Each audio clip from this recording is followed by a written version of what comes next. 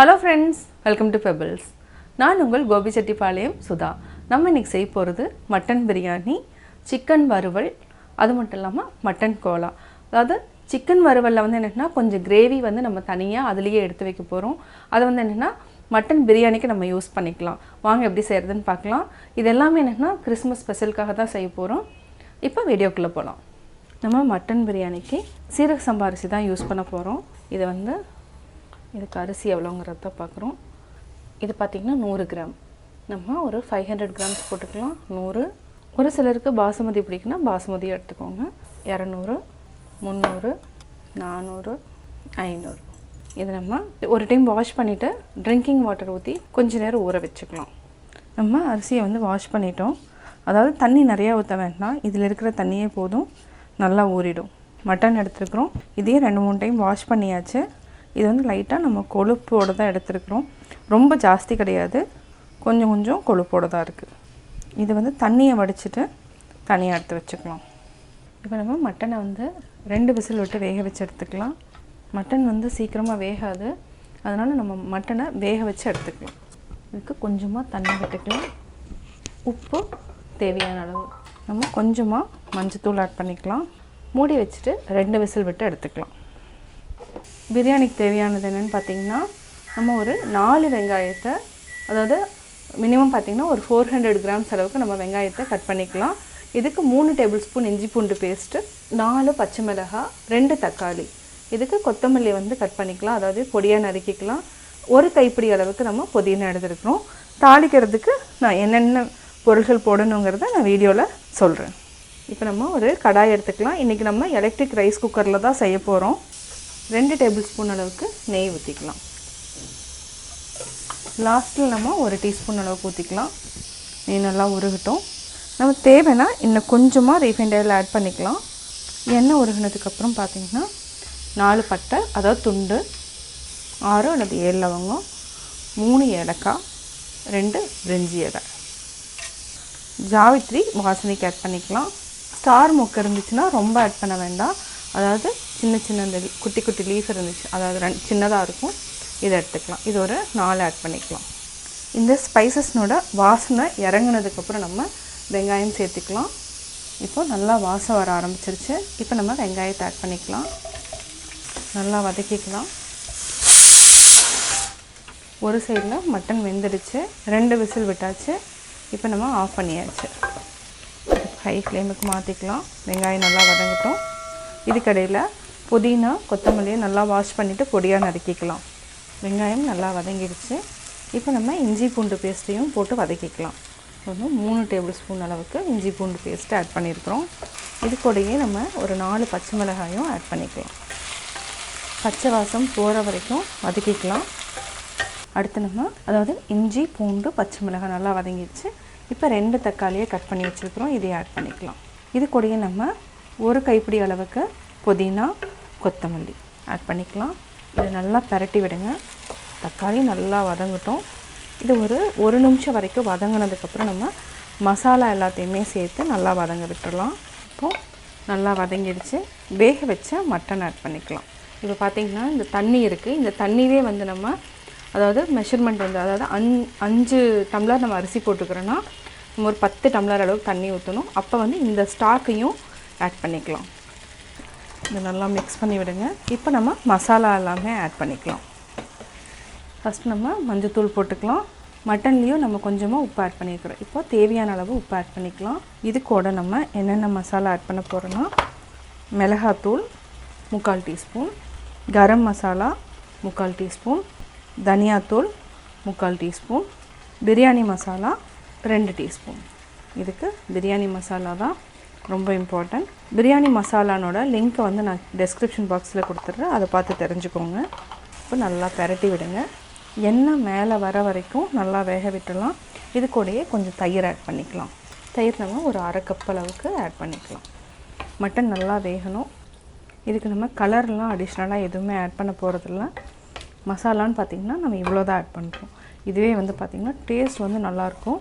அதே மாதிரி நம்ம வந்து 2-3 ஐட்டம் செய்கிறதா இருந்ததுன்னா எலக்ட்ரிக் ரைஸ் குக்கரில் வச்சிட்டிங்கன்னா இன்னுமே ஈஸியாக இருக்கும். நான் வந்து இன்றைக்கி ஈஸி மெத்தடில் தான் செய்கிறேன். ஒரு சைடில் வந்து சிக்கன் வறுத்துக்கலாம், இன்னொன்று சைடில் நம்ம மட்டன் கோலா செய்யணும். அதனால் நான் இன்றைக்கி சிம்பிளாக செய்கிறதுனால எலக்ட்ரிக் ரைஸ் குக்கரில் வச்சுருவேன். அது வந்து ஆட்டோமேட்டிக்காக அதாவது குக் பண்ணதுக்கப்புறம் கீப் ஃபார்முக்கு வந்துடும். அவ்வளோதான். இப்போ நம்ம மூடி வச்சுக்கலாம். அதுக்கப்புறம் நம்ம மாற்றிக்கலாம். பிரியாணி அந்த மசாலா போட்டதோட பச்சை வாசம் போயிடுச்சு. இப்போ பார்த்திங்கன்னா ஆயில் ஃபுல்லாக ரிலீஸ் ஆகி மேலே வந்துடுச்சு, நல்லா வெந்துடுச்சு. ஸ்மெல் வந்து நல்லா வர ஆரம்பிச்சிருச்சு. இப்போ நம்ம தண்ணி ஊற்றிக்கலாம். அதே டம்ளர் எடுத்துக்கலாம். ஆல்ரெடி மட்டன் ஸ்டாக் நம்மகிட்ட இருக்குது. இந்த தண்ணி ஆட் பண்ணிக்கலாம். 1 2 3 4 5 6 7 8 9. அதாவது நம்ம ஆல்ரெடி வந்து அந்த மசாலே 1 டம்ளர் அளவுக்கு தண்ணி இருக்கும். நம்ம 9 டம்ளர் மட்டும் தண்ணி ஊற்றிக்கலாம். உப்பு இருக்கான்னு செக் பண்ணிக்கலாம். இது நல்லா கொதித்ததுக்கப்புறம் நம்ம எலக்ட்ரிக் ரைஸ் குக்கரில் மாற்றிக்கலாம். தண்ணி நல்லா கொதிக்க ஆரம்பிச்சிருச்சு. இப்போ நம்ம கேஸ் ஆஃப் பண்ணிக்கலாம். இதில் மாற்றிக்கலாம். அவ்வளோதான். இப்போ நம்ம ரைஸ் ஆட் பண்ணிக்கலாம். ரைஸ் நல்லா ஊறிடுச்சு, பார்த்தீங்கன்னாவே தெரியும். நல்லா மிக்ஸ் பண்ணி விடுங்க. பார்த்திங்கன்னா நம்ம ரைஸ் குக்கரில் வச்சிட்டோம். இப்போ ஆன் பண்ணியாச்சு. அதுக்கப்புறம் கீப் ஃபார்ம் இப்போ குக்கிங் மோடுக்கு மாற்றிடலாம். அவ்வளோதான். நம்ம மூடி வச்சிடலாம். அதாவது ரெடி ஆனதுக்கப்புறம் கீப் ஃபார்ம் மோடுக்கு மாறிடும். அப்போனா வெந்துருச்சுன்னு அர்த்தம். உடனே வந்து நம்ம எடுத்து சர்வ் பண்ண வேண்டாம். ஒரு 10 மினிட்ஸ் வந்து அதாவது நம்ம எப்படி தம் கொடுக்குறோமோ அதே மாதிரி நல்லா புழுங்கணும். கீப் ஃபார்ம் வந்ததுக்கப்புறம் வேகாமல் தான் இருக்கும், முக்கால்வாசி வெந்திருக்கும். ஒரு 10 மினிட்ஸ்க்கு அப்புறம் எடுத்து சர்வ் பண்ணிக்கலாம். இப்போ நம்ம மூடி வச்சிடலாம். இது வந்து சீக்கிரமாக பிரியாணி ரெடி ஆகிடும். இப்போது கீப் ஃபார்ம் வந்துருச்சு. அதாவது கீப் ஃபார்ம் வந்து ஒரு 10 மினிட்ஸ் ஆகிடுச்சு. இப்போ ஓப்பன் பண்ணலாம். பார்த்திங்கன்னா நல்லா வெந்துடுச்சு. இது நல்லா பெரட்டி விட்டுக்கோங்க. பிரியாணி ரெடி. மேலே நம்ம கொத்தமல்லி தழை தூவிக்கலாம். இப்போ நம்ம பிளேட்டில் மாற்றிக்கலாம்.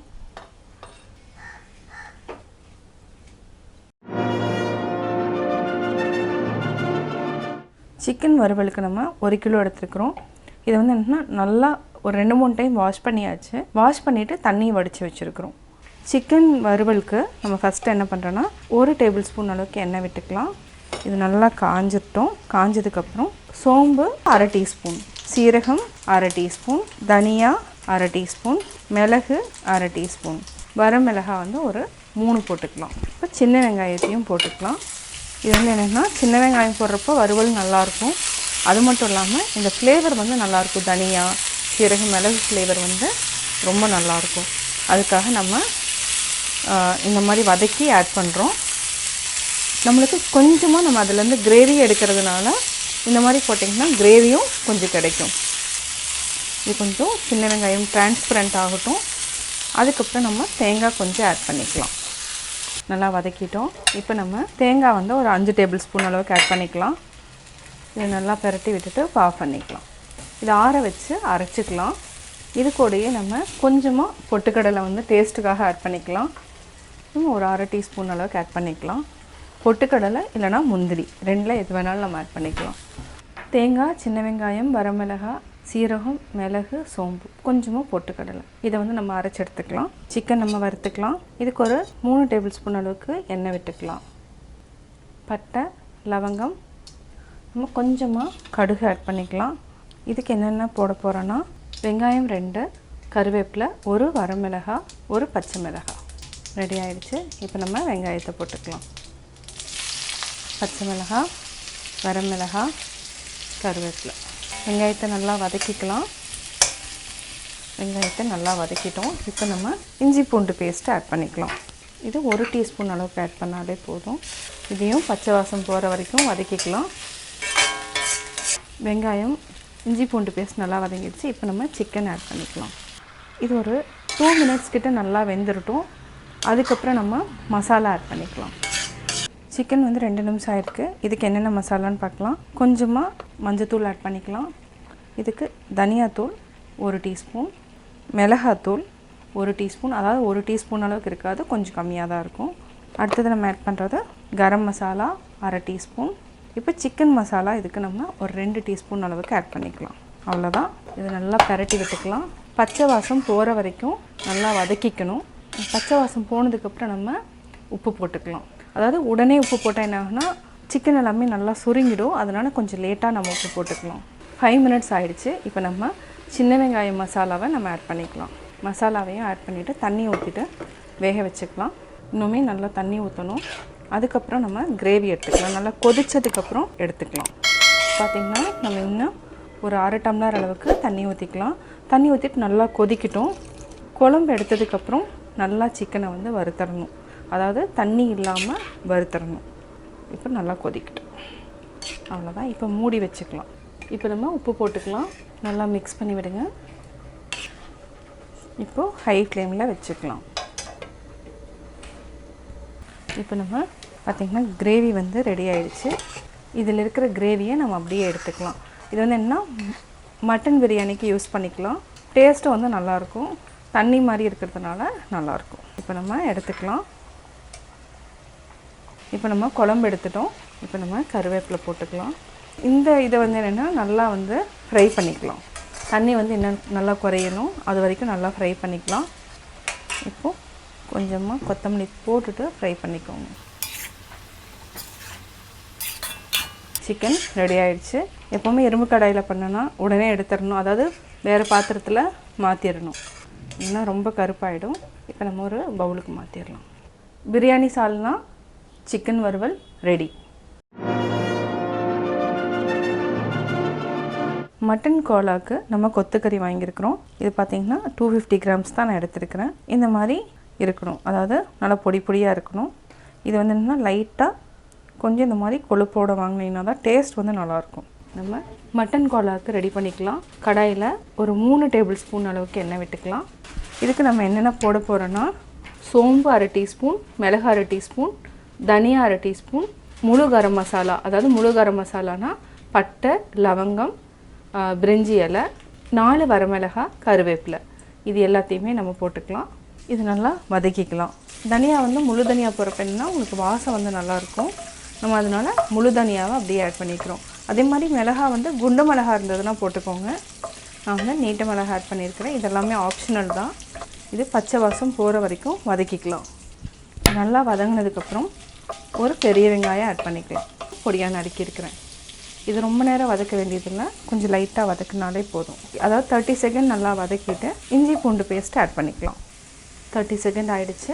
1 டீஸ்பூன் அளவுக்கு இஞ்சி பூண்டு பேஸ்ட் ஆட் பண்ணிக்கலாம். தேவையான அளவு நம்ம உப்பு ஆட் பண்ணிக்கலாம். வெங்காயம் வதக்கியாச்சு. இப்போ நம்ம கீமாவை ஆட் பண்ணிக்கலாம். இது வந்து ஒரு 10 to 15 மினிட்ஸ் வந்து தண்ணி வந்து ஊற்றக்கூடாது. தண்ணி ஊற்றாமல் பொறுமையாக அப்படியே வதக்கிட்டே இருக்கணும். இப்போ நம்ம மசாலா ஆட் பண்ணிக்கலாம். மஞ்சள் தூள், தனியாத்தூள், மிளகாய்த்தூள், கொஞ்சமாக கரம் மசாலா ஆட் பண்ணிக்கலாம். மஞ்சத்தூள், தனியாத்தூள், மிளகாத்தூள், கரம் மசாலா கொஞ்சமாக ஆட் பண்ணிக்கலாம். ஆல்ரெடி நம்ம பட்டை, லவங்கம், பிரிஞ்சியில் ஆட் பண்ணிட்டோம். அதனால் கொஞ்சமாக நம்ம ஆட் பண்ணியிருக்கிறோம். சிம்மில் வச்சுட்டு நல்லா ஃப்ரை பண்ணிக்கலாம். அதுக்கப்புறம் ஆற வச்சு அரைச்சிக்கலாம். கொத்தமல்லி போட்டுக்கலாம். இப்போ நம்ம ஆஃப் பண்ணிக்கலாம். இதை ஆற வச்சு அரைச்சிக்கலாம். மட்டன் நல்லா வெந்துடுச்சு. மட்டன் கீமாவை நம்ம அரைச்சிக்கலாம். ஆற வச்சு அரைச்சிக்கலாம். கொஞ்சம் சூடாக இருக்குது, லேட்டாக போட்டுக்கலாம். இந்த மட்டன் கோலாவுக்கு நம்ம பொட்டுக்கடலை மாவு வேணும். இது வந்து ஒரு 5 டேபிள் ஸ்பூன் அளவுக்கு நம்ம எடுத்துக்கலாம். இது வந்து என்ன ஒரு 20 கிராம்ஸ் அளவுக்கு நான் எடுத்து மிக்சியில் போட்டு அரைச்சி தனியாக எடுத்து வச்சுக்கலாம். பொட்டுக்கடலை மாவு அரைச்சிட்டோம். இதுக்கு வந்து நம்ம ஒரே ஒரு எக் எடுத்துக்கலாம். ஒரு எக் ஆட் பண்ண வேண்டியதில் இதில் நம்ம பாதி நல்லா மிக்ஸ் பண்ணிவிட்டு பாதி மட்டும் நம்ம ஆட் பண்ணிக்கலாம். நம்ம மட்டன் கீமாவை நம்ம அரைச்சிட்டோம். நம்ம ஒரு கைப்பிடி கொத்தமல்லி போட்டுக்கலாம். இது கூடவே நம்ம பொட்டுக்கடலை மாவு ஆட் பண்ணிக்கலாம். இதில் பாதி அளவுக்கு நம்ம எக்கு பீட் பண்ணியிருக்கோம். இதையும் ஆட் பண்ணிக்கலாம். நல்லா மிக்ஸ் பண்ணி விடுங்க. அதனால தான் அந்த மட்டன் வந்து கீமா வதக்கிறப்போ நம்ம வந்து தண்ணி வந்து ஆட் பண்ணாமல் வதக்கியிருக்கிறோம். இப்போ நம்ம சின்ன சின்னதாக உருண்டை பிடிச்சிக்கலாம்.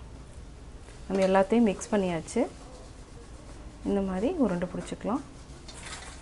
உங்களுக்கு இன்னுமே வந்து என்னென்னா அதாவது தண்ணி வந்து ஜாஸ்தி ஆகிடுச்சுன்னா, அதாவது எக் ஆட் பண்ணதுனால கொஞ்சமாக பொட்டுக்கடலை மாவு ஆட் பண்ணிக்கோங்க. ரொம்ப ஜாஸ்தி ஆட் பண்ணாதீங்க, கொஞ்சமாக ஆட் பண்ணிக்கோங்க. ஆயில் ஊற்றிட்டோம். நல்லா காஞ்சிடுச்சு. மீடியம் ஃப்ளேமில் வச்சுட்டு ஃப்ரை பண்ணிக்கலாம். இப்போ நம்ம சிம்முக்கு மாற்றிக்கோங்க. இன்னும் மட்டன் கீமாங்கிறதுனால நான் வந்து கொஞ்சமாக ஆயில் ஊற்றி தான் ஃப்ரை பண்ணுறேன். ஜாஸ்தி வந்து ஊற்றிட்டேன்னா திருப்பி யூஸ் பண்ண முடியாது. அதனால் நான் கொஞ்சமாக ஊற்றிட்டு ஃப்ரை பண்ணிகிட்ருக்கேன்.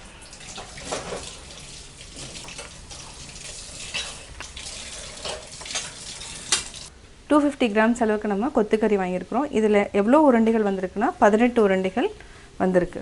இது வந்து என்னென்னா நம்ம சூடாக தான் சாப்பிட முடியுங்கிறதுனால நம்ம பாதி மட்டும் ஃப்ரை பண்ணிவிட்டு பாதி வந்து ஃப்ரிட்ஜில் வச்சுக்கலாம்.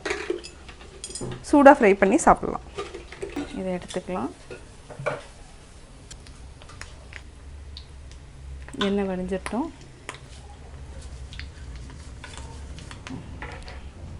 சுவையான மட்டன் கோலா உருண்டை ரெடி. இது வந்து என்னென்னா நம்ம ஃப்ரையும் பண்ணிக்கலாம். இதை வந்து ஃப்ரீசரில் கூட நீங்கள் ஸ்டோர் பண்ணிவிட்டு தேவைங்கிறப்போ ஒரு ½ அன் ஹவருக்கு முன்னாடி எடுத்து நம்ம ஃப்ரை பண்ணிக்கலாம். Christmas special ready. நம்ம பிரியாணி சால்னாவையும் ஆட் பண்ணிக்கலாம். அடுத்து நம்ம